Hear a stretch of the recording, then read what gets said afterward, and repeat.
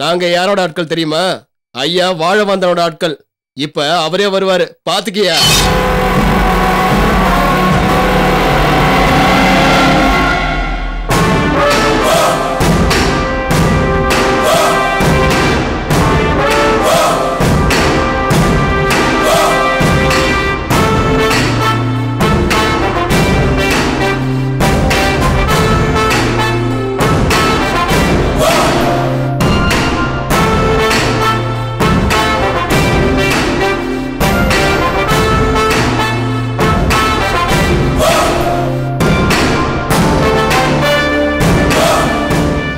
ஏதோ ஒரு அரசியல்வாதி பேரை சொன்னேல்ல, என் காதுல விழுந்துச்சு.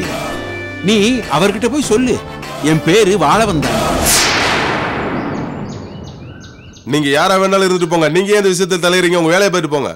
என் வேலையை பார்த்துக்கிட்டு சிவனேன்னு தான் போயிட்டு இருந்தேன். ஆனா பிரச்சனைன்னு ஒண்ணு கண்ணில் பட்டதுக்கு அப்புறம் சிவனேன்னு போறது இந்த வாழவந்தானோட வழக்கம் இல்லையே. ஐயா, நீங்களே இந்த நியாயத்தை கேளுங்க. இவங்க கட்சி தலைவருக்கு எங்க நிலத்துல பங்களா கட்டணும்னு சொல்றாங்க. இது எந்த விதத்துல நியாயங்க ஐயா? ஐயா, இந்த இடத்துல கிரவுண்ட் 30 லட்சம் ரூபாய்க்கு மேல போதுங்க ஐயா. வாய் கூசாம இவங்க ஆளுக்கு 2 லட்சம் ரூபாய் தரேன், இடத்த கொடுத்துருப்பாங்கன்னு மிரட்டுறாங்க ஐயா. இந்த நியாயத்தை நீங்க தான் ஐயா கேட்கணும். இதை பாருங்கப்பா, எனக்கு ஒரு சந்தேகம். உண்மையிலேயே இந்த இடத்தை உங்க தலைவர் வாங்க சொன்னாரா, இல்ல அவர் பேரை சொல்லி நீங்க இதை அபகரிக்க பிளான் பண்றீங்களான்னு எனக்கு தெரியல. ஆனா ஒண்ணு மட்டும் சொல்றேன்ப்பா, முடியாதுன்னு மறுக்கிறவங்கள விட்டுருங்க. அவங்களை கட்டாயப்படுத்தினா நீங்க தான் பாதிக்கப்படுவீங்க. உங்க அட்வைஸ் தேவையில்லை, தலைவர் சொல்லிதான் அந்த இடத்த கேட்கிறோம். நீங்க கிளம்புறீங்களா? கிளம்புறப்பா. கிளம்புறதுக்கு முன்னாடி ஒரு சின்ன வேலை இருக்கு. டேய், நீ உடனே எல்லா டிவி சேனலுக்கும் போன் பண்ணி அவங்க நியூஸ் ரிப்போர்ட்டர் டீமை கேமராவோட வர சொல்லு. ஏன்னா அந்த தலைவனுக்காக இந்த தொண்டனுக்கு பண்ற அக்கிரமம் லைவா டெலிகாஸ்ட் ஆகட்டும். இதை பாருங்க, நீங்க பயப்படாதீங்க. இப்ப ரிப்போர்ட்டர்ஸ் எல்லாம் வருவாங்க, தைரியமா உண்மையெல்லாம் சொல்லுங்க, எதுக்கும் பயப்படாதீங்க. இத பாருங்க, நீங்க பண்றது கொஞ்சம் கூட சரியில்லை. தலைவருக்கு தெரிஞ்சதுன்னா உங்களுக்கு தான் பிரச்சனை. வரட்டும், எந்த பிரச்சனை வந்தாலும் அதை ஃபேஸ் பண்ண தயாரா இருக்கேன். நீ பாருங்க, இது உங்களுக்கு தேவையில்லை. அப்புறம் அவ்வளவுதான் பிரச்சனை பெருசா. அவர் வந்து பாத்துக்கிட்டோம். யாருக்கிட்ட?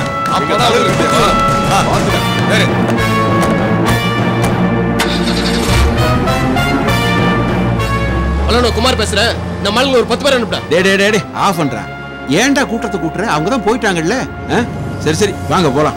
ஐயா, இவங்களை பாதியிலே விட்டுட்டு என்ன பண்ண சொல்ற? ஐயா, நம்ம போன பிறகு மறுபடியும் வந்து பிரச்சனை பண்ண மாட்டாங்கன்னு என்னையா உத்தரவாதம் இருக்கு? ஐயா, இந்த விஷயத்தில் தலையிட்டீங்க, முழுசா முடிச்சு கொடுத்துட்டு போயிடலாம். ஐயா, நீ சொல்றது எனக்கு ஒன்றும் புரியலடா. காலபுரா இவங்களுக்கு துணையா நான் இங்கேயே இருக்கணுமா? ஐயா, இதுக்கு முன்னாடி நாங்க உங்களை பார்த்தது கிடையாது. ஆனா நல்ல நேரத்துல வந்து சப்போர்ட் பண்ணீங்க ஐயா. ஆனா இப்படி பாதியிலே விட்டுட்டு போனீங்கன்னா நாங்க என்னையா பண்றது? வந்தவங்க பெரிய அரசியல்வாதியோட ஆளுங்க. அவங்க எங்க நிலத்தை எப்படியும் வாங்காம விட மாட்டாங்க. எங்களால அவங்கள சமாளிக்க முடியாதுங்க ஐயா. அதனால நீங்க தான் ஏதாவது வழி பண்ணணும் ஐயா. நான் ஒரு யோசனை சொல்லட்டுங்களா உங்களுக்கு? சொல்லுங்க. நீங்க சொல்றபடியே நாங்க கேட்கிறோம். ஐயா ஒரு ஹைஸ்கூல் கட்ட ஐடியா பண்ணிட்டு இருக்காரு. உங்களுக்கு இஷ்டம் இருந்தா இந்த இடத்த ஐயாட்டே கொடுத்துருங்க. அதனால உங்களுக்கு ஒன்றும் பிரச்சனை இல்லையே. எப்படியும் அந்த அரசியல்வாதிங்க உங்களை சும்மா விட போறது இல்ல. உண்ணாம தின்னாம அண்ணாமலைக்கு ஆரோகரான அனாமத்தா போறதை விட நாங்க சொல்றபடி கேட்டீங்கன்னா உங்களுக்கு பணமாவது கிடைக்கும். என்ன சொல்றீங்க? நிறுத்துற. ஏன் அனுமதி இல்லாம எதையோ பேசுற? ஏண்டா, இவங்க நிலத்தை நான் வாங்கணும்னு சொன்னா? அதுக்கு இல்லைங்க ஐயா, நீங்க தலையிட்ட விவகாரம் இது. எப்படியும் அந்த தலைவர் உங்ககிட்ட வம்பு பண்ணதான் போறாரு. அதனால வெறுமனையா அவர் எதிர்க்கிறத விட இந்த நிலத்தை வாங்கிட்டு அவர் எதிர்க்கலாம்ல. அதனாலதான் ஏன் சொல்றேன். போடா இவனே, தலைவர் பிரச்சனை பண்ணா பதிலுக்கு நாமளும் பண்ணுவோம்டா. அதை விட்டுட்டு அனாவசியமா இவங்க நிலத்தை நம்ம எதுக்குடா வாங்கணும்? அப்படியெல்லாம் சொல்லாதீங்க ஐயா. நீங்க ஏதோ ஸ்கூல் கட்டணும்னு பிரியப்பட்டீங்களா? பேசாம நீங்களே இந்த நிலத்தை வாங்கிக்கங்க ஐயா. இதை பாருங்க, உணர்ச்சி வசப்பட்டு நீங்க எதுவும் சொல்லாதீங்க. நான் நினைக்கிறபடி ஸ்கூல் கட்டுறதுக்கு இந்த இடம் பத்தாது. பரவாயில்லைங்க ஐயா, நீங்க வாங்கிக்கிட்டா எங்களுக்கு சந்தோஷம் தான் ஐயா. உனக்கு சந்தோஷம் தாப்பா, ஆனா எனக்கு தினமும் தொல்லையாச்சே. அந்த தலைவர் நானும் டெய்லி சண்டை போட்டுக்கிட்டு தானே இருக்கணும். இந்த மாதிரி துட்டை கொடுத்து உங்ககிட்ட நிலத்தை வாங்கிட்டு அப்புறம் நான் நிம்மதியா தூங்க முடியுமா சொல்லுங்க? நீங்களே இப்படி சொன்னா எப்படி ஐயா? பிரச்சனை வந்ததுக்கு அப்புறம் எங்களால இந்த இடத்த விற்காம நிம்மதியா தூங்க முடியாது ஐயா. பேசாம நீங்களே ஒரு அமௌண்ட்டை கொடுத்துட்டு இந்த இடத்த வாங்கிக்கங்க ஐயா. என்னப்பா நீங்க என்ன தர்ம சங்கடத்துல மாட்டி விடுறீங்களே. அந்த தலைவரை மிரட்டி சமாளிக்கணும், அதை எப்படி சமாளிக்கிறது அதான் பெரிய யோசனையா இருக்கு. சரிப்பா, எனக்கு ஏகப்பட்ட செலவு இருக்கு. கிரவுண்டுக்கு 10 லட்சம் ரூபா போட்டு கொடுத்துடுறேன். நாளைக்கு ரெஜிஸ்ட்ரேஷன் முடிச்சு பணத்தை வாங்கிக்கிங்க. ஐயா, கிரவுண்டு 30 லட்சம் போகுதுங்க ஐயா, நீங்க தலைக்கு 10 லட்சங்கிறீங்க. தம்பி, நீ சொல்ற கணக்கு சரிதான். ஆனா இந்த இடத்து மேல கண்ணா இருக்கிற அந்த தலைவரை எப்படி சமாளிக்கிறது? அதுக்கு ஆகிற செலவெல்லாம் யார் கொடுப்பா? இதுல தானே சரி கட்டணும். ஐயா, நீங்க ஏதோ மனசு வச்சு செய்யுங்க ஐயா. யோ, அதான் ஐயா சொல்றாருல, தலைக்கு 10 லட்ச ரூபா தரேன்னு சொல்லிட்டு அரசியல்வாதி கிட்ட போனா நிலமும் மிஞ்சாது பணமும் மிஞ்சாது. நல்லா யோசிச்சு சொல்லுங்க ஐயா. வேணாம், விட்டுருப்பா. அவங்க ரொம்ப யோசிக்கிறாங்க. ஏதோ அவங்களுக்கு உதவி பண்ணலான்னு வந்தா அவங்க நம்மள ஒரு வியாபாரி மாதிரி பாக்குறாங்க. சரி சரி சரி, அவங்களே என்ன வந்தாலும் சமாளிச்சுக்கிட்டோம். நாம வேற இடம் பார்க்கலாம். சரிங்க, வர்றாங்க. போனா காசே வராது. சொல்லுங்கம்மா, கூப்பிடுப்பா. போறாரு. ஐயா, ஒரு நிமிஷம் ஐயா. ஐயா அவங்க கூப்பிடுறாங்க ஐயா. ஐயா, எங்க நிலத்தை எல்லாம் உங்ககிட்டே கொடுக்கறதா முடிவு பண்ணிட்டேன் ஐயா. நாளைக்கே பணம் கிடைச்சிடும்ல ஐயா? இந்த வாழ வந்தானுக்கு ஒரே சொல், அதை மாத்தி பேச எனக்கு தெரியாது. நாளைக்கே ரெஜிஸ்டர் பண்ணிட்டு உங்க பணத்தை கொடுத்துட்றேன். ஐயா, ரொம்ப நன்றிங்க ஐயா. ரெஜிஸ்டர் ஆஃபீஸ் வரும்போது எல்லா ஒரிஜினல் டாக்குமெண்ட்ஸையும் எடுத்துட்டு வந்துடுறேன் ஐயா. நல்லது. நாளைக்கு பணத்தோட ரெஜிஸ்டர் ஆஃபீஸில் நான் காத்துக்கிட்டு இருக்கேன். போயிட்டு ரொம்ப வாங்க. நன்றி ஐயா. ஐயா, எவ்வளவு சாய்வு.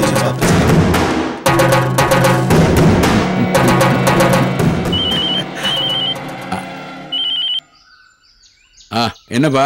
என்னங்க ஐயா, டீலிங்லாம் முடிஞ்சுதா? இப்ப தப்பா முடிஞ்சுது. நீங்க பெரிய ஆளுதாயா. முதல்ல எங்களை அனுப்பி மிரட்ட சொல்லிட்டு அப்புறம் நீங்க நல்ல ஒரு மாதிரி என்ட்ரி கொடுத்து நிலத்தையே வாங்கிட்டீங்களா? பிரச்சனையை டீல் பண்றதுக்கு 2 விதம் இருக்குடா. ஒரு சில விஷயங்களை நேரடியா தொடரலாம், இன்னும் சில விஷயங்களை சுத்தி வளைச்சு தான் தொடரணும். இது 2வது வகை. செய்கூலி சேதாரம் இல்லாம காரியத்தை முடிச்சாச்சு. அதுக்கு தாண்டா உங்களை 1 மாசமா அனுப்பி அவங்கள டார்ச்சர் பண்ண சொல்லி இன்னைக்கு என் காலில் விழ வச்சேன். இது என்னோட பாலிசி. ஆனா பாரு, என் பாலிசிக்காக யாரோ பேர் ஊர் தெரியாத ஒரு அரசியல்வாதி மாட்டிக்கிட்டான் பாரு. உங்க பிரெயின் சூப்பர் பிரெயினுங்க. டே, போதும் போதும் போதும், ஐஸ் வச்சதெல்லாம் போதும். உங்களுக்கு சேர வேண்டியதெல்லாம் வந்து சேரும். வைஃபோன சரிங்க, வச்சிடறேன். ஐயா, நீங்க அதிர்ஷ்டக்காரர் ஐயா. ஒரு கிரவுண்ட் 30 லட்ச ரூபா போற இடத்த சிக்கலே இல்லாம 10 லட்ச ரூபாயில முடிச்சிட்டீங்களே ஐயா. இதுல இத்தனை கிரவுண்ட் இருக்கு, அவங்களும் நல்ல மனசோட கொடுத்துட்டு போறாங்க. நான் யாரா வாழ வந்தான், மற்றவங்களை வாழ வைக்க வந்தவன்னு நினைச்சியா? இல்லடா, நான் வாழ வந்தவன்.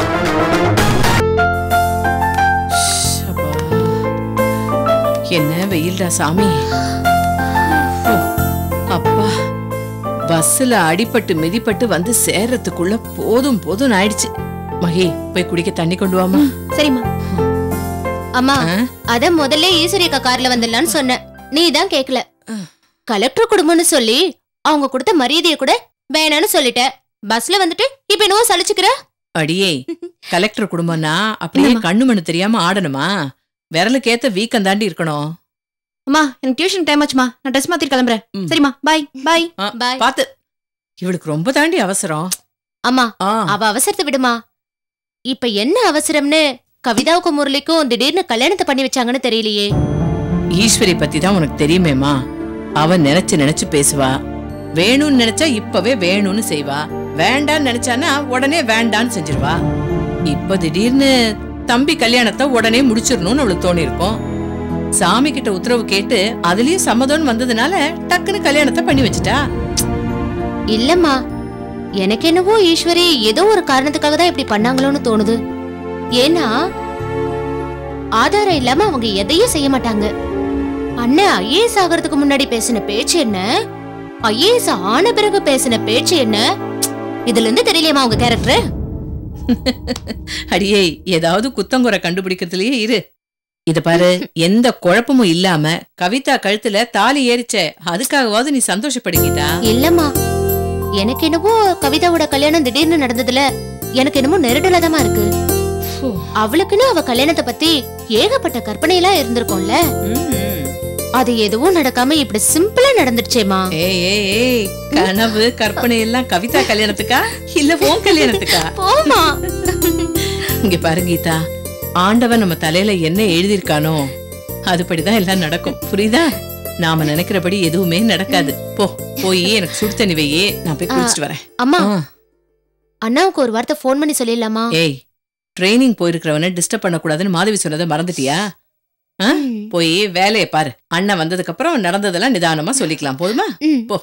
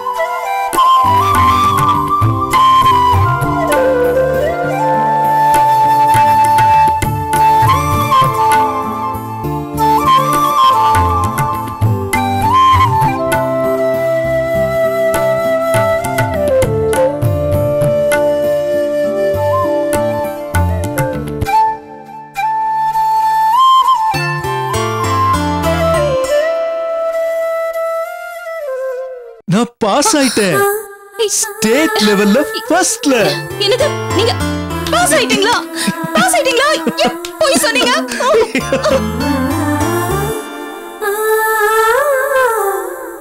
என்னோட இந்த சாதனைக்கு சொந்தக்காரியான மாதவிய கூடிய சீக்கிரம் என் வாழ்க்கை துணையாவும் இணைச்சுக்க போறேன்.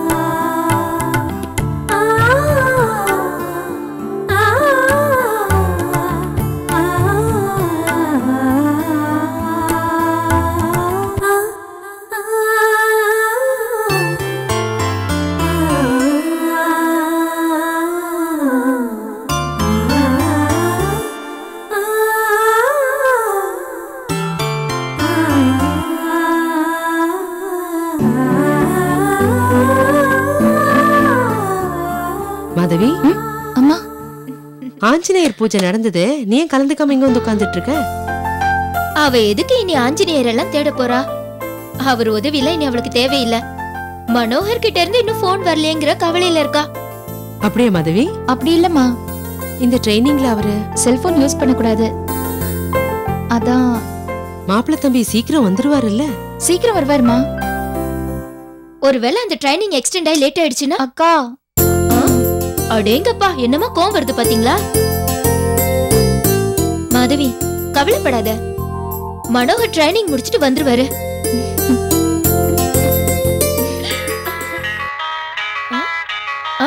வந்தாச்சு பாரு.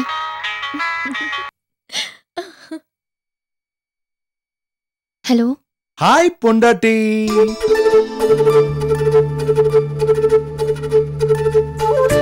சொல்லுங்க. வாட் பொண்டாட்டி, நான் போன் பண்ண துள்ளி குதிச்சு பேசுவேன்னு பார்த்தா நீ என்னடான ஈன சுரத்துல டல்லா பேசுற, என்னாச்சு? சொல்லுங்க. ஆமா, உனக்கு ஏதாவது உடம்பு கிடம்பு சரியில்லையா? இல்ல. இல்லையா? ஆமா. ஆமாவா? ஐயோ, என்ன ஐயோ? நான் இங்க ரொம்ப கஷ்டப்பட்டு ட்ரைனிங் செய்யற இடத்துல கொஞ்சம் டைம் ஒதுக்கி உன்கிட்ட பேசிட்டு இருக்கேன். நீ என்னடா ஊங்குற? ஆமா, நான் போன் பண்ணுவேன்னு நீ எதிர்பார்க்கல இல்ல?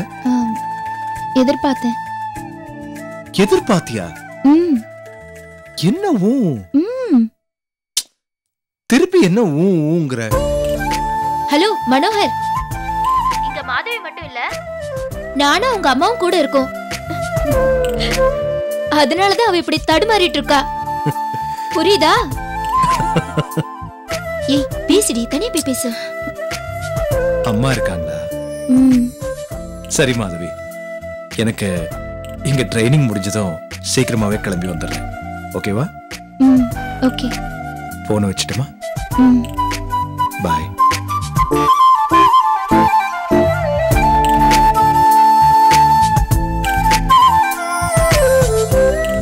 ஏமா, தனியா போய் பேசிருக்கலாம்ல? இல்ல பரவாயில்லம்மா. என்ன பரவாயில்ல? உனக்கு ரொமான்ஸ் பண்ணவே தெரியலையே. அக்கா, இது கோயில். இருக்கட்டும். அப்ப கடவுள் மட்டும் ஒண்ணுக்கு ரெண்டா சைட் அடிச்சு ரொமான்ஸ் பண்ணி அப்புறம் கல்யாணம் பண்ணிக்கலையா? அதே ரொமான்ஸ் நாம ஃபாலோ பண்ணலாமே. அக்கா, அம்மா.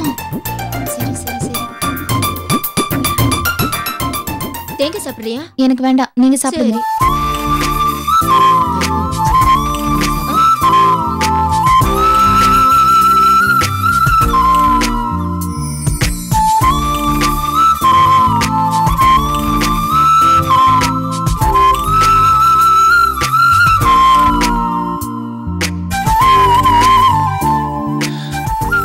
மனைவியை அடையறதுக்கு நான் ரொம்ப கொடுத்து வச்சிருக்கணும்.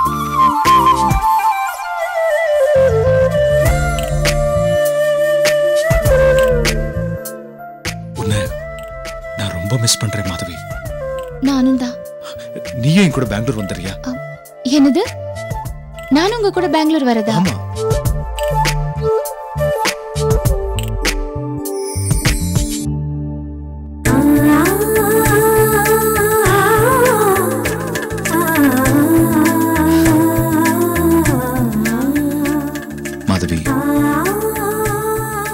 போயிட்டு வரட்டுமா?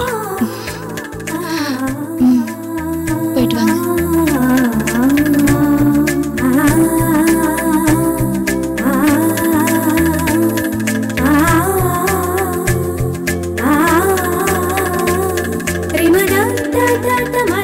அப்போ ஒண்ணு பண்ணலாம். நான் திரும்பி வந்ததும் முதல் வேலையா உன் கழுத்துல தாலியை கட்டி உன்னை ஹனிமூன் கூட்டு போயிடுறேன்.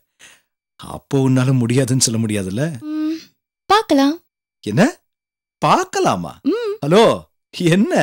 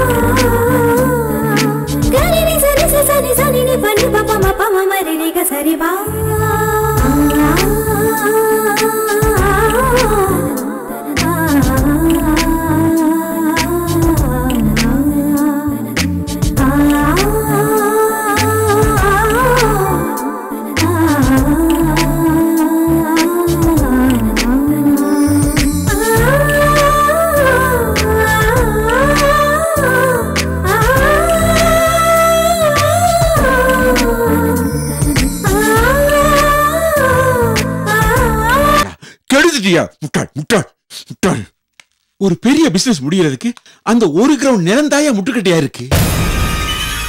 ஆபீஸுக்கு தேடி வந்த சீதே